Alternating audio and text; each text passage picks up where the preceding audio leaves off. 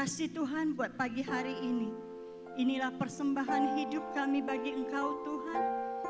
Berbicaralah kepada setiap kami pagi hari ini. Biarlah firman Tuhan itulah yang menjadi kekuatan hidup kami.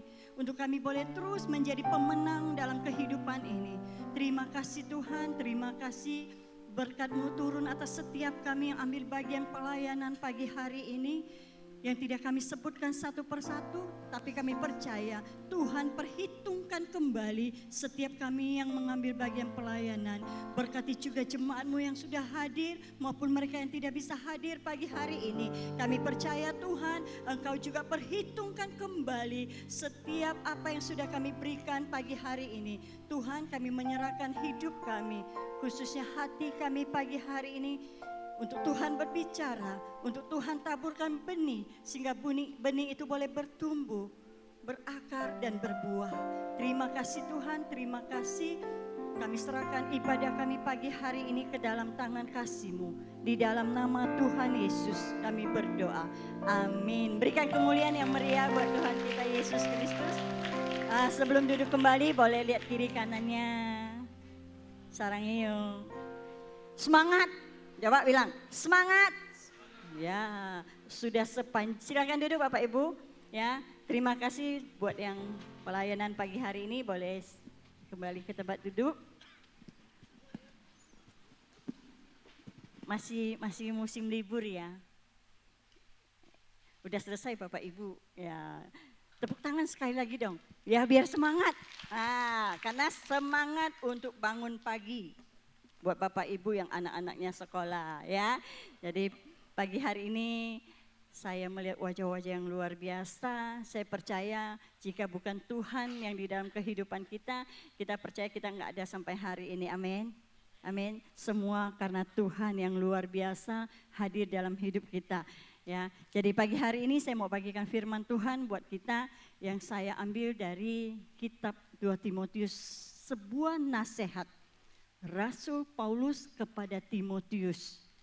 Dan nasihat itu juga diberikan kepada kita pagi hari ini. Ya, saya percaya namanya kehidupan yang terus berjalan sekarang ini, Bapak Ibu, ada persoalan, ada masalah, ada tantangan, ada? Nggak ada. Nggak ada, saya mau belajar. Ya. Yang namanya kehidupan itu yang terus kita jalani, nggak bisa kita hindari yang namanya masalah, persoalan, pergumulan, tantangan. Betul nggak? Nggak usah dihindari, dia bisa datang sendiri. Ya, heran ya Bapak Ibu, yang namanya masalah, tantangan itu pasti nggak usah diundang, dia bisa datang sendiri, dia bisa hadir sendiri.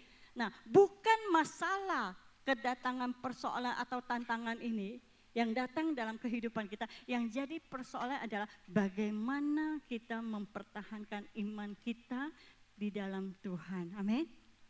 Bagaimana kita tetap kuat di dalam perjalanan kehidupan ini di tengah namanya persoalan. Nah, saya melihat Bapak Ibu ya, Bapak Ibu sebelum libur, karena anak saya kelas 6 jadi otomatis libur duluan. Nah, waktu dia liburan itu kan nggak buat apa-apa, janji sama teman-temannya. Nah, waktu itu janji di sini. Saya bilang janji buat apa? Mau ngumpul sama beberapa teman. Oke, mau jogging katanya. Nah, saya antar ke sini ya, 4-5 orang hadir di sini. Terus saya bilang, kalian mau jogging di mana? Kan yang kelas 1 sampai kelas 6 semua masih sekolah kan. Kami mau jalan dari tembus belakang balik pagar ini, pagar gereja. Nah, saya bilang nggak boleh, ya nggak boleh. Awal kisahnya nggak boleh. Kenapa? Anak-anak cewek Bapak Ibu, udah gitu tahulah anak-anak zaman sekarang kan, handphone di tangan jalan, ya. Nggak kayak kita zaman dulu, wah sigap gitu kan. Cewek-cewek dulu agak galak, cewek-cewek sekarang kayaknya agak, wah gitu ya. Jadi aku bilang nggak boleh. Ya nggak boleh, kalau kalian jogging sekitar lingkungan sekolah, oke, silakan. Tapi keluar dari lingkungan sekolah, siapa yang ngawasin kalian? Apalagi tembus jalan belakang ini. Jalannya bagus, luas tapi sepi.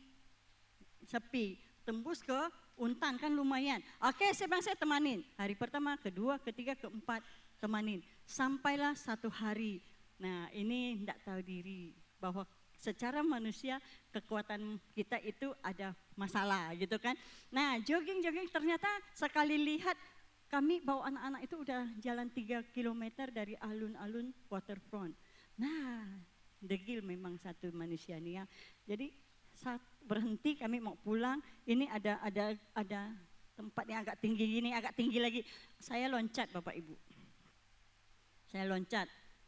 Ya, saya loncat berapa kali gitu turun ya kan. Tidak masalah.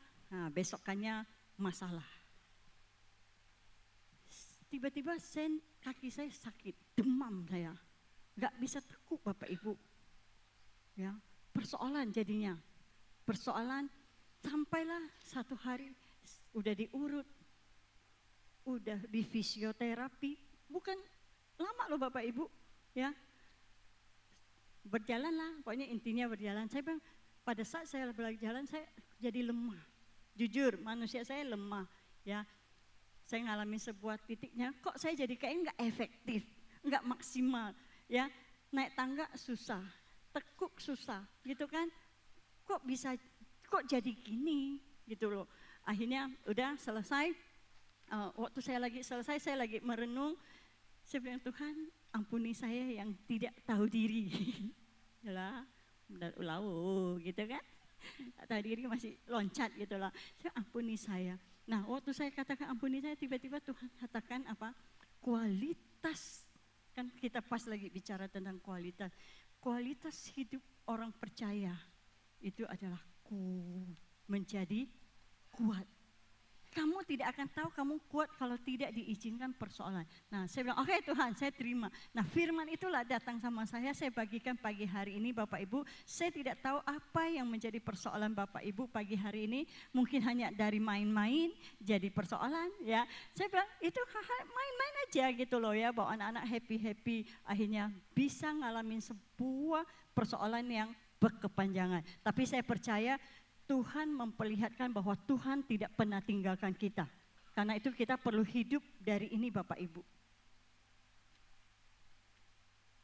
Ketika Bapak Ibu ada persoalan, ada tantangan, ada masalah, dapati janji Tuhan dalam hidup kita, maka sekalipun masalah itu, tantangan itu, persoalan itu ada, saya percaya kita akan tetap jadi orang yang bilang sebelahmu. Nah, boleh dong singkat dengan jadilah kuat ya. Tema pagi hari ini saya adalah kualitas orang percaya adalah menjadi kuat. Sebab itu, boleh sama-sama 1, 2, 3. Sebab itu, hai anakku, jadilah kuat oleh kasih karunia dalam Kristus Yesus ya. Jadi Bapak Ibu nanti boleh baca firman Tuhan, saya ambil dari 2 Korintus pasal 2 ayat pertama dan beberapa ayat ke belakangnya ya. Jadi itu adalah nasihat Rasul Paulus kepada Timotius. Ya, boleh kita lihat ya, apa sih artinya kita menjadi kuat oleh kasih karunia? Lanjutkan slide-nya. Nah. Ya.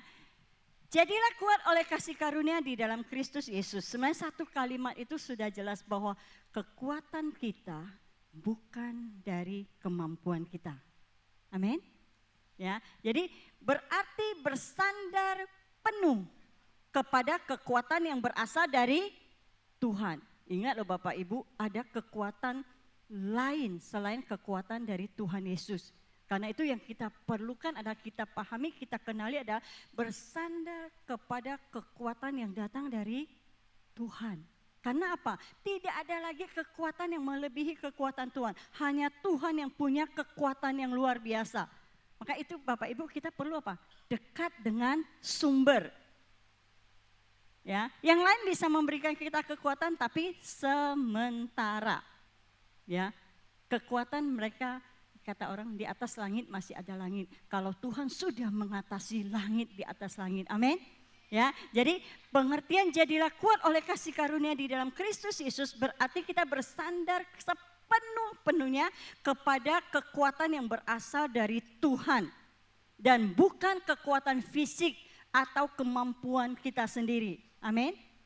Ya, jadi jadilah kuat bilang kita, ya 1, 2, jadilah kuat oleh kasih karunia di dalam Kristus Yesus. Jadi Bapak Ibu, pastikan setiap kita tidak keluar dari Kristus. Firman Tuhan katakan apa? Di luar Kristus kita tidak dapat berbuat apa-apa ya. Nah oke, saya sebenarnya ada lagi yang mau saya sampaikan. Cuma saya pas ini aja ya. Belum selesai kan cerita kesaksian kaki saya. Tapi saya yang jelas di tengah proses itu Tuhan ingatkan, ayo jadilah kuat. Ya, nah mengapa Rasul Paulus menasihatkan kepada Timotius? Ya, kita lihat. Kalau Bapak Ibu ada waktu baca 1 Timotius sampai 2 Timotius, di situ Timotius ya dikatakan masih muda. Maka dikatakan jangan seorang pun menganggap engkau rendah karena kau muda. Tetapi jadilah teladan dalam perkataanmu, dalam tingkah lakumu, dalam apa? Ya, jadi dikatakan apa? Jadilah teladan dalam perkataanmu, perbuatanmu. Supaya apa? Itulah nasihat Rasul Paulus kepada Timotius karena dia masih muda, ya. Nah, kenapa? Ya karena ada persoalan. Perjalanan Timotius mengiring Tuhan juga mengikuti Rasul Paulus karena dia dipersiapkan untuk menggantikan Rasul Paulus, ya. Di situ ada masalah. Mungkin slide boleh buka ya. Nah, itulah yang menjadi tantangan persoalan Timotius dan mungkin itu juga menjadi persoalan dan tantangan hidup kita Bapak Ibu. Ya, di dalam apa? Tantangan pelayanan. Ya, slide berikutnya boleh dibuka media, ya. Di dalamnya apa? Ada rasa takut. Betul Bapak Ibu punya rasa takut? Ada yang ditakuti? Banyak Bapak Ibu. Kalau enggak takut, luar biasa. Alkitab jelas menuliskan kata takut 365 kali. Berarti setiap hari kita punya takut, punya rasa takut. Ya, takut. Ya. Takut akan kesehatan, takut akan masa depan, takut banyak hal. Benar enggak? Sekalipun kita sudah memperoleh banyak hal dalam hidup kita nyaman, tetap aja ada namanya rasa takut. Heran ya? Nah disitulah pekerjaan iblis mulai mempengaruhi iman kita sehingga kita menjadi lemah. Betul nggak? Ya disitulah ya yang saat kita, saya bilang Bapak Ibu, sebuah tantangan dalam kehidupan kita mungkin iblis mungkin tidak bisa menyerempet dimensi roh kita. Karena apa? Ada roh Tuhan. Betul nggak? Itu dimensi pengawalan roh Tuhan dalam hidup kita. Tapi ingat, kita ini manusia biasa. Masih ada perasaan, masih ada tubuh ini, masih ada jiwa ini. Nah itu yang seringkali iblis pakai untuk melemahkan kita. Maka kata lawan kuat itu sebenarnya lemah. Betul nggak? Nah iblis tahu kelemahan kita. Maka iblis pakai itu untuk menjatuhkan anak-anak Tuhan. Mungkin tak sampai tergeletak. Tapi mungkin sudah mulai keluar dari pintu gereja. Mulai gak berdoa, betul gak? Nah pekerjaan iblis untuk menghancurkan, maka Rasul Paulus tahu, maka Rasul Paulus nasihatin kepada Timotius ya. Di situ apa? Ya, maka dikatakan Rasul Paulus bilang kalau ada waktu baca ya, Tuhan tidak memberikan kita roh ketakutan, tapi roh yang membangkitkan sebuah keberanian. Nah ya, rasa malu. Nah kalau kita ada enggak Bapak Ibu rasa minder dalam perjalanan hidup kita? Ada. Ya. Nah, Rasul Paulus nasihatkan, jangan takut, jangan malu. Maka dikatakan, janganlah kamu malu untuk mengobarkan. Ya, jangan malu untuk bersaksi, jangan malu untuk memperkatakan bahwa Tuhan itu baik dalam hidup kita sekalipun ada persoalan. Penderitaan, ya Bapak Ibu, ya bagaimana nasihat Rasul Paulus kepada Timotius, terus di situ ada sebuah kebangkitan pengajaran sesat. Nanti ada waktu baca. Banyak lagi Bapak Ibu. Terus perkataan-perkataan yang kita dengar yang tidak membangun iman. Maka dikatakan apa? Hindarilah omongan kosong. Sebab apa? Perkataan itu apa? Menjalar seperti penyakit kanker. Hindari. Tapi kita nggak bisa hindari Bapak Ibu. Orang bisa ngomong kita apa aja. Orang bisa sampaikan kita apa aja. Betul nggak? Nggak bisa. Ya itulah hidup. Itulah kehidupan yang kita jalani. Semua bisa masuk. Kamu bodoh, kamu miskin, kamu nggak pandai, kamu udah tua, kamu apalagi. Semua kan bisa masuk kan? Kamu nggak berguna. Ya. Kamu nggak sukses, kamu gini. Semua itu nggak bisa kita hindari. Memang sih Alkitab katakan hindari. Kita udah hindari sini, nanti di sini ada lagi. Nah, saya bilang kita tidak bisa menghindari semua perkataan-perkataan yang tidak membangun iman kita, tapi kita bisa menghindari hati kita terpengaruh dan menjadi lemah. Maka Alkitab katakan, jagalah hatimu dengan segala kewaspadaan, karena dari situ terpancar kehidupan. Kita tidak bisa menghindari, tapi kita bisa menghindari hati kita, pikiran kita terpengaruh. Karena pada inti dan akhir-akhirnya hanya kita sama Tuhan. Bukan sama yang sana sini. Betul nggak Bapak Ibu? Nah itu nasihat Rasul Paulus. Paulus tahu Bapak Ibu bahwa kehidupan ini tidak seindah yang kita lihat. Betul nggak? Ada banyak persoalan di tengah-tengah perjalanan hidup kita. Entah itu dari keluarga, entah itu dari teman. Bisa aja yang mau melemahkan iman kita. Sebenarnya nggak ada maksud sebenarnya niat mereka. Tapi kurang tahu ya. Maksudnya kurang paham ketika menyampaikan sesuatu itu bisa menjatuhkan, bisa melemahkan. Maka saya bilang kita tidak bisa menasihati orang lain, tapi ayo nasihati diri kita. Hindari perkataan-perkataan kita yang tidak membangun orang lain. Ya. Nah, ya. Tuh, ayat yang ketiga dikatakan, ikutlah menderita sebagai seorang prajurit yang baik dari Kristus Yesus. Itu nasihat Rasul Paulus kepada Timotius. Bukankah nasihat itu juga diberikan kepada kita? Ayo Bapak Ibu, ya. Mengikuti Tuhan bukan hanya kuasa kebangkitannya kata Rasul Paulus, tapi apa? Penderitaannya. Kita seringkali ikut Tuhan karena kuasa kebangkitannya kan, tapi ketika kita diperhadapkan persoalan, kita mulai, Tuhan.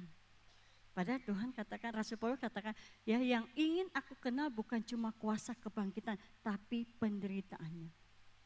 Kita lihat contoh yang luar biasa dari seorang Tuhan yang kita sembah. Siapa yang boleh searching? Enggak ada Tuhan seperti yang Tuhan kita sembah, Yesus. Dia menderita, dia mati.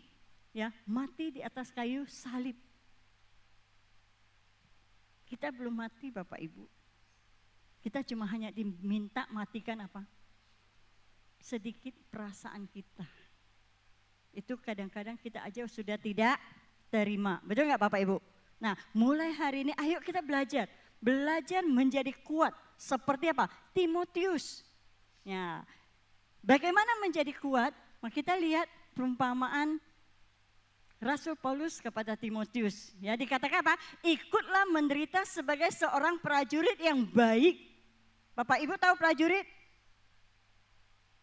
Ya, sekarang lagi di TikTok lagi viral itu bayi-bayi, enggak tahu itu AI atau asli ya, tapi yang jelas tuh bayi umur 2 tahun, terus ada prajurit berdiri, dia jalan, Dedi.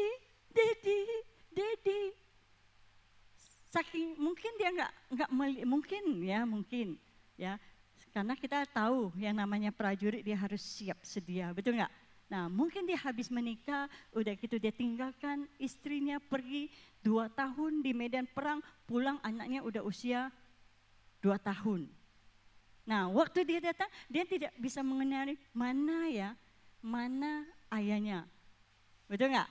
Ayahnya tahu, tapi ayah tahu. Masa saya bilang, Rasul Paulus kata ikutlah menderita ya. Jadi yang pertama adalah Satu, ya, miliki sikap seperti seorang prajurit. Ya. Berkenan kepada komandan. Setia, siap sedia. Bapak Ibu, ya, ketika kita percaya kepada Tuhan Yesus, ingat, kita mengikuti Tuhan bukan cuma kuasa kebangkitannya, tapi bagaimana kita juga mengikuti penderitaannya Tuhan. Nah, penderitaan Tuhan itulah yang akan memuliakan hidup kita. Kalau kita sanggup, saya bilang memang kita nggak sanggup, karena itu Rasul Paulus katakan, jadilah kuat oleh kasih karunia di dalam Kristus Yesus. Kita nggak akan kuat Bapak Ibu. Ya, seberapa hebat kamu, seberapa kaya kamu, seberapa mampu kekuatan kamu, saya bilang nggak ada yang mampu mengatasi kekuatan Tuhan. Ya, jadi seorang prajurit yang sedang berjuang tidak memusingkan dirinya dengan soal-soal penghidupannya, supaya dengan demikian ia berkenan kepada komandannya. Amin. Jadi bagaimana kita bisa menjadi kuat? Rasul Paulus katakan apa? Perumpamaan seperti seorang prajurit. Prajurit itu hidupnya berkenan kepada komandannya. Maka saya bilang, ayo jadilah prajurit Kristus yang berkenan kepada Tuhan. Amin. Ya, kalau kita berkenan kepada manusia, satu ketika kita pasti tetap tidak berkenan. Manusia banyak keinginannya, betul nggak? Tapi kalau kita berkenan kepada Tuhan, kita akan terus dipermuliakan Tuhan. Maka itu kita perlu bukan kuasa Bapak Ibu ya. Ini miliki janji-janji Tuhan, baca firman Tuhan. Ya. Jadi yang pertama adalah apapun kondisi kita, apapun masalah kita, apapun pergumulan kita, tetap setia dan berkenan kepada Tuhan. Yang kedua, ya, yang kedua dikatakan apa? Seorang olahragawan hanya dapat memperoleh mahkota sebagai juara apabila ia bertanding menurut peraturan-peraturan olahraga. Betul nggak Bapak Ibu? Ya, Bapak Ibu mau dapatkan mahkota kehidupan? Mau jadi pemenang? Mau menyatakan kemenangan kerajaan Allah dalam hidup kita? Siap. Jadi prajurit. Ya, apapun boleh terjadi. Ya, kita tetap setia, kita berkenan kepada Tuhan. Yang kedua, ayo taati peraturan yang ada. Amin. Nah, ini aturan-aturan hidup kita. Mudah enggak? Enggak mudah Bapak Ibu. Tapi kalau kita mau, pasti dimudahkan. Roh Kudus diam di dalam kita, Roh itulah yang akan menuntun kita. Maka kalau kita baca lagi dikatakan apa? Segala tulisan yang diilhamkan oleh Allah itu bermanfaat apa? Untuk mengajar. Maka sebenarnya Bapak Ibu kalau kita baca ini, kita nggak perlu diajar orang lain. Karena firman Tuhan ini sudah bisa mengajar kita. Memperbaiki apa? Kesalahan kita. Apalagi? Ya, memimpin kita untuk melakukan segala sesuatu yang baik. Firman Tuhan Bapak Ibu. Ini aturan, lihat kiri kananmu. Ya, aturan hidup orang percaya. Ya, baca. Kita sama-sama belajar Bapak Ibu ya. Nah, maka dikatakan apa? Untuk kita bisa menjadi kuat, ayo dekat dengan Tuhan, berkenan.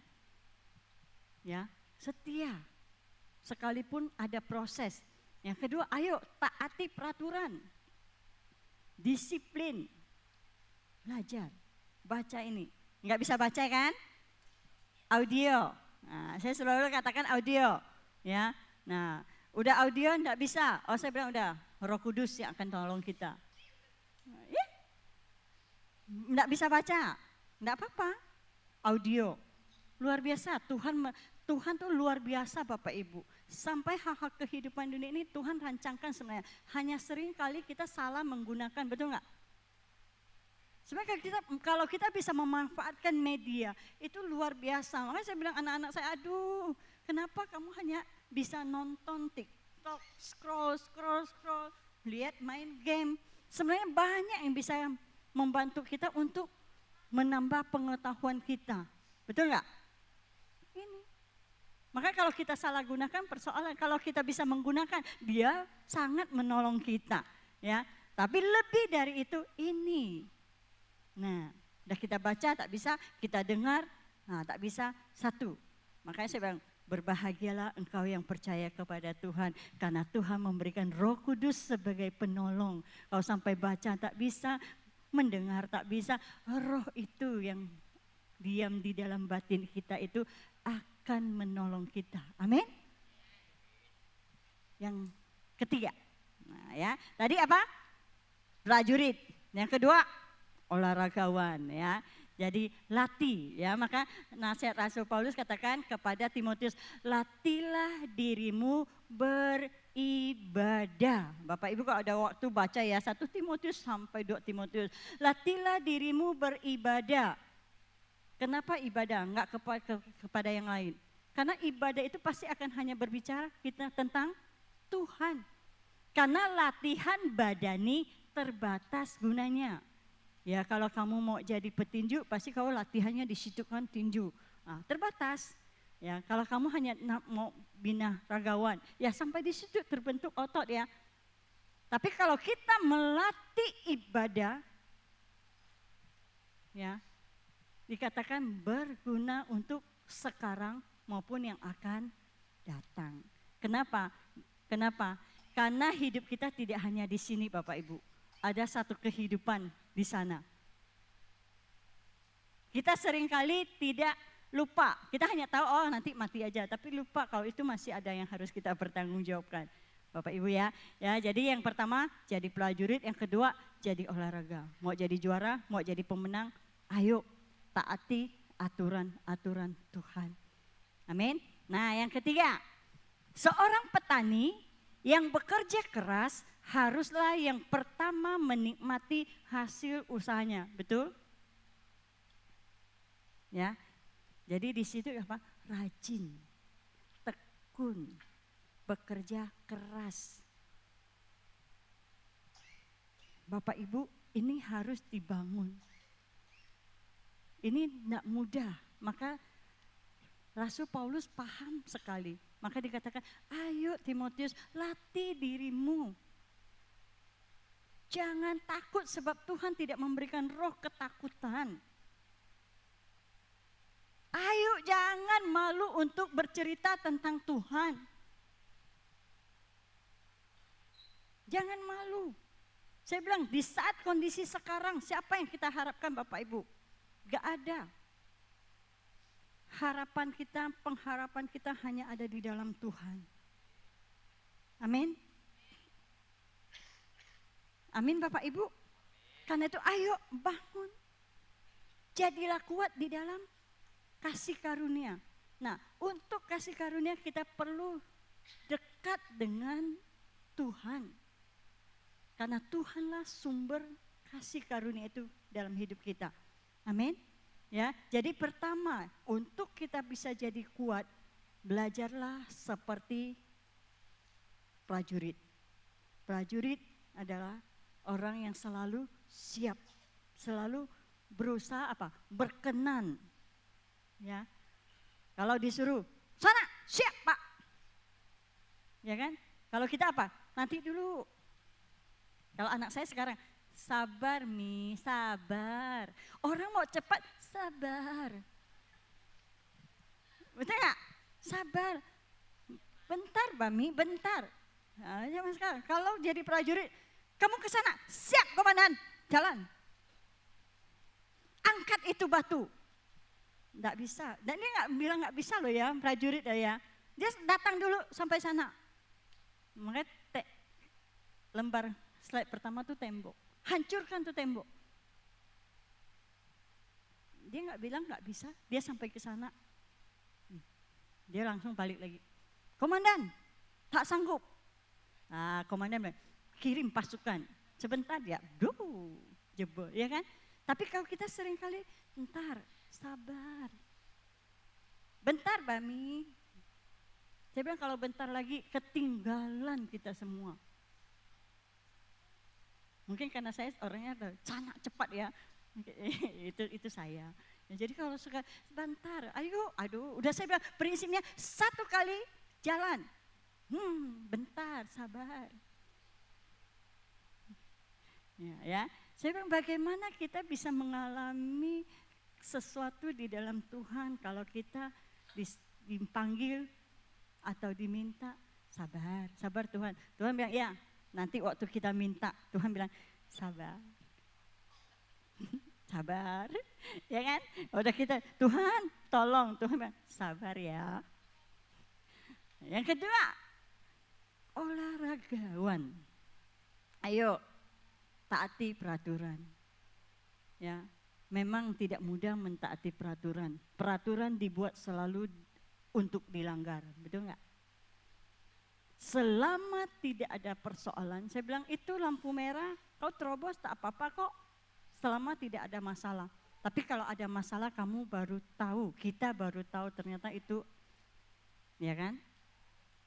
Lampu merah, tidak masalah, selagi tidak ada persoalan. Tapi kalau ketika kita terobos, itu kan aturan ya kan, hijau, kuning, merah.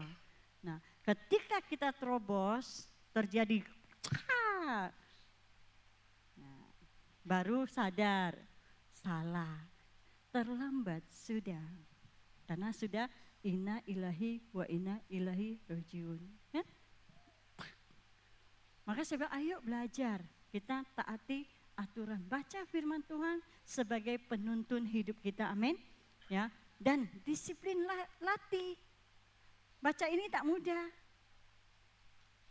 Dengar ini tak mudah, scroll lebih mudah, dracin lebih mudah, drakor apalagi, ya kan? Lebih mudah kita akses. Tapi itu hanya menyenangkan. Boleh nggak? Boleh, nggak masalah. Menghibur diri kan? Tapi yang utama adalah firman Tuhan. Ya, yang ketiga dikatakan apa?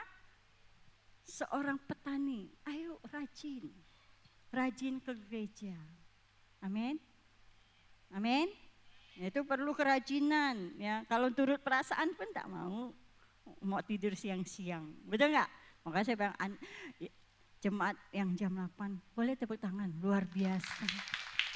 Bangun pagi-pagi, Minggu harusnya free day ya kan? Tapi Bapak Ibu punya waktu mau luangkan yang paling pagi di saat semua pingin tidur siang. Nah, saya percaya itu ada karena Roh Tuhan bekerja di dalam diri kita, amin. Ya, rajin, tekun. Kalau tanam lagi kena serangga, kena hama, tanam lagi. Betul nggak? Itu petani loh Bapak Ibu. Ya, dia tanam terus walaupun mungkin ada masalah, ada banjir, ada hama, ada apa. Nanti dia tanam lagi. Dia rajin kerjakan. Nah, dia yang akan memperoleh hasil ya. Kalau kita rajin, kita tekun, kita kerjakan, saya percaya bahwa itu tidak akan membohongi hasil buat hidup kita, amin. Kalau kita rajin baca firman Tuhan, rajin doa, rajin ke gereja, saya pastikan apapun boleh menjadi persoalan hidup kita, kita akan tetap jadi anak Tuhan yang kuat ya. Dah, berikan tepuk tangan, selesai. Slide akhir. Akhirnya, ini akhirnya. Akhirnya bukan dari saya. Saya minta diperbaiki ya. Di dalam, ini ada ayatnya, bukan akhir dari saya Bapak Ibu ya. Ini Efesus pasal 6. Efesus pasal 6 ayat 10. Ya. Dikatakan apa? Akhirnya, hendaklah kamu kuat di dalam Tuhan, di dalam kekuatan kuasanya. Amin. Boleh sama-sama kita bangkit berdiri. Yang slide terakhir boleh diperlihatkan. Tuh. Boleh, kalau saya nampaknya ada bayangan. Boleh angkat kedua tangannya.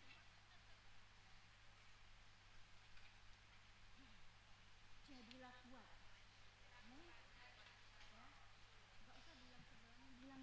sendiri. Jadi kuat. Jadilah kuat. Apa persoalan Bapak Ibu? Apa masalah Bapak Ibu? Apa masalah kita semua? Katakan, jadilah kuat. Jadilah kuat, karena di depan kita ada salib. Ini saya susun-susun Bapak Ibu ya, ada salib. Ya, ketika ada kelemahan dalam hidup kita, pandang salib. Kenapa? Firman Tuhan katakan apa? Yesus mati di atas kayu salib menanggung kelemahan kita. Amin. Menanggung sakit penyakit kita. Nah, saya bilang ketika kita lemah, ayo lihat. Ada seorang pribadi yang sudah mati di atas kayu salib buat kita. Mari kita tundukkan kepala kita datang kepada Tuhan. Haleluya Yesus. Masing-masing kita datang kepada Tuhan pagi hari ini. Apa kelemahan kita? Apa yang membuat kita lemah di dalam perjalanan kehidupan ini? Masing-masing kita tahu. Karena itu kita perlu datang kepada Sang Pemberi kekuatan kita, yaitu Tuhan Yesus Kristus. Haleluya, haleluya Yesus.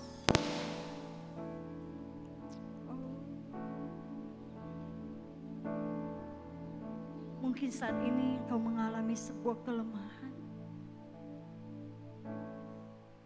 dalam keluargamu, dalam kesehatan, dalam pekerjaan, dalam pelayanan. Ingat, ada Sang Pemberi kekuatan, Sang yang mempunyai kuasa. Dia akan sanggup menolong kita. Dia akan memberikan kekuatan yang baru untuk kita melewati semua proses kehidupan ini, sehingga kita memperoleh perkenanan Tuhan. Kita boleh menerima mahkota sebagai sang juara. Kita akan menikmati hasil dari ketekunan kita bersama dengan Tuhan. Mari kita naikkan pujian yang terakhir, kita katakan, Kau sungguh indah tiada tara. Haleluya Jesus. Indah tiada taranya, sungguh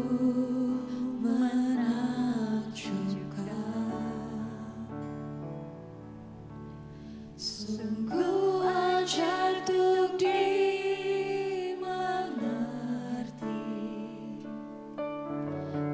lebih dari semua yang ada. Hikmat-Mu tiada terselami, kasih-Mu dalam tak terduga.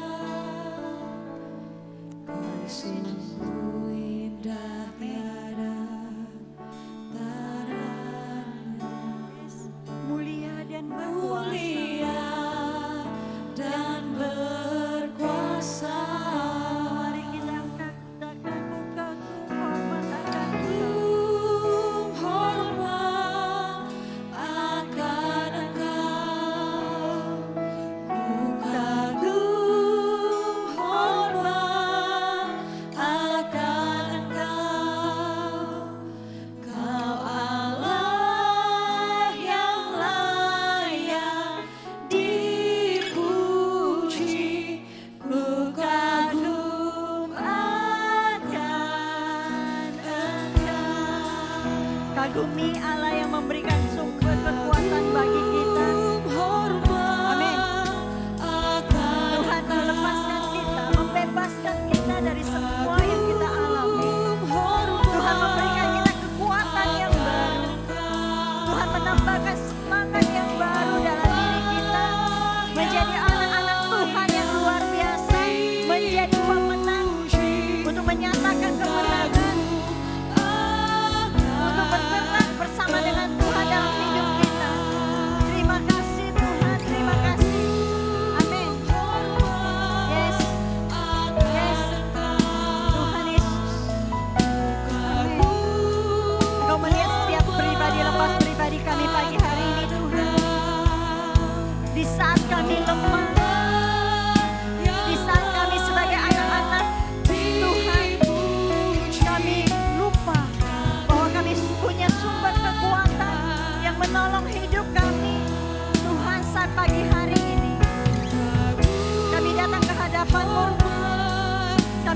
kekuatan Tuhan. Kami butuhkan kasih karunia Tuhan. Supaya di perjalanan kehidupan kami tetap menjadi orang yang percaya kepada Tuhan sebagai pengikut Kristus yang kuat. Apapun boleh ada di hadapan kami, apapun boleh kami alami, tapi kami tetap menjaga hati kami, karena Tuhanlah sumber kekuatan hidup kami. Hormat akan Engkau, kagum hormat akan Engkau, Kau Allah yang layak dipuji.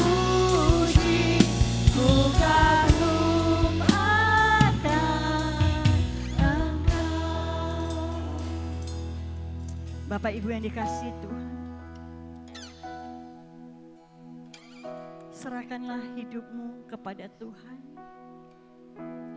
Percayalah kepada Tuhan, maka Ia akan bertindak dalam hidup kita. Sebab hidup yang kita hidupi bukan karena diri kita lagi, tapi karena Kristus yang sudah hidup di dalam diri kita. Apapun masalahmu, apapun persoalanmu, jangan biarkan iblis ambil keuntungan, membuat kita menjadi lemah. Alkitab katakan, jadilah kuat oleh kasih karunia di dalam Kristus Yesus. Karena Yesus sudah memberikan kemenangan bagi kita. Yesus sudah menanggung kelemahan kita. Mari kita ikuti Tuhan dengan sungguh-sungguh, percaya bahwa Ia sanggup untuk menolong kita. Bapa, firman-Mu telah selesai, hamba-Mu sampaikan. Biarlah firman Tuhan itu memperoleh tempat di hati kami, sehingga firman Tuhan itu akan mengingatkan kami, sehingga kami menjadi pribadi yang kuat di tengah kondisi yang tidak baik-baik saja, di tengah persoalan hidup kami, di tengah segala tantangan dari zaman ke zaman, masa ke masa. Tapi kami tetap menjadi orang yang kuat oleh karena kami ada di dalam Kristus. Tuhan, kekuatan datang dari Tuhan, menolong jemaat-Mu pagi hari ini. Yang lemah dikuatkan, yang sakit disembuhkan, yang susah dihiburkan, yang sedih diberikan penghiburan yang baru. Tuhan, yang mengalami pergumulan, ada jalan keluar, ada jawaban. Kami tidak izinkan iblis mengambil keuntungan di tengah-tengah kehidupan kami, mempengaruhi pikiran kami sehingga kami menjadi lemah. Kami tundukkan semua itu di dalam nama Tuhan Yesus, karena Tuhan menciptakan kami, memberikan rancangan kami adalah rancangan damai sejahtera, masa depan penuh harapan. Karena itu Tuhan, kami serahkan hidup kami ke dalam tangan kasih-Mu. Terima kasih Bapa buat pagi hari ini. Mari jemaat yang dikasihi Tuhan dan saya kasihi, ibadah kita sudah selesai.